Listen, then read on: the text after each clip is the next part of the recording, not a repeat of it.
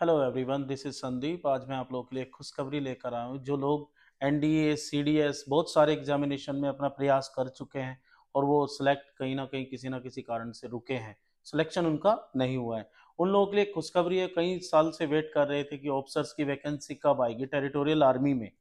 तो मैं आपको एक खुशखबरी देना चाहता हूँ। 23 अक्टूबर ऑनवर्ड टेरिटोरियल आर्मी के फॉर्म भरे जाने हैं।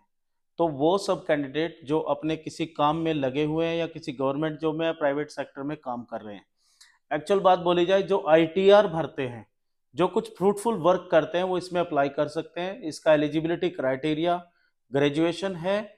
और इसमें सबसे बड़ी बात यह है कि इसका जो आपका एंट्रेंस है, वो एंट्रेंस है दिसंबर में, और 17 तारीख या 24 तारीख के आसपास ये होने वाला है।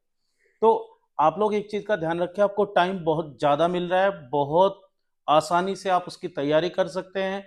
और जो टीए का पहला सिस्टम था एग्जामिनेशन लेने का या फिर इंटरव्यू लेने का, वो टीए बटालियन के लिए पूरा चेंज हो चुका है। इस बार नई अपडेशन ये है कि आपका एंट्रेंस एग्जाम अभी एक ही पेपर के साथ होगा। पहले दो पेपर टीए बटालियन के होते थे, लेकिन अब टीए के सिर्फ एक पेपर होगा, उसके 4 सेगमेंट्स होंगे। और उन 4 सेगमेंट्स में 25-25 क्वेश्चन, 25-25 क्वेश्चन होंगे, जिनकी कट ऑफ लगभग 40 to 50% के बीच में रहेगी। ऐसा मैं एक्सपेक्ट कर रहा हूँ। ऐसा कोई अनाउंसमेंट नहीं है उनकी तरफ से, लेकिन इतना अनाउंसमेंट जरूर है कि 25-25 नंबर के 4 सेगमेंट होंगे।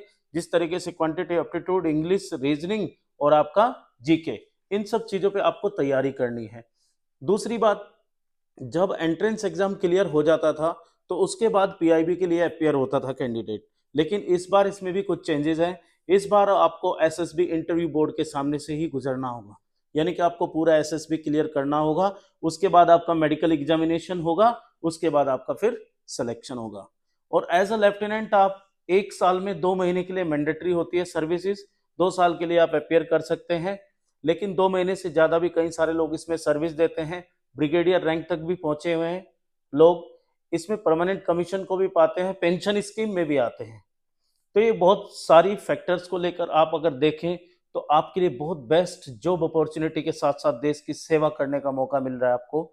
इसमें मैं आपको एक और चीज बता के चलूंगा कि आपका जो एंट्रेंस एग्जाम होगा, उस एंट्रेंस एग्जाम में नेगेटिव मार्किंग 0.33 पर है। इसमें आप और एक चीज ध्यान रखिएगा, अब इसमें पीआईबी नहीं है, एसएसबी होगा। अब इसमें रिटर्न में 2 पेपर नहीं है, एक पेपर होगा। तो अब आसान हो गया है, आप इसको अपियर कर सकते हैं प्रिपरेशन करके, बहुत अच्छे से आप इसका एग्जामिनेशन भी निकाल सकते हैं।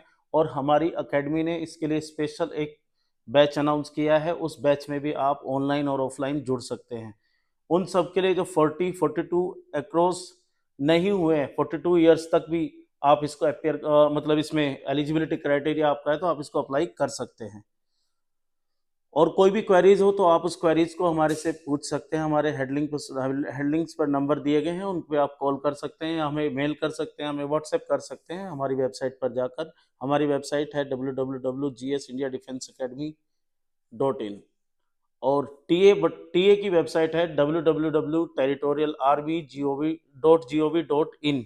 इस पर आप जाकर अप्लाई कर सकते हैं, और मैं इसका पूरा लिंक नीचे आपको डाल दूंगा, आप उस पर भी क्लिक करके डायरेक्टली फॉर्म भर सकते हैं। Thank you.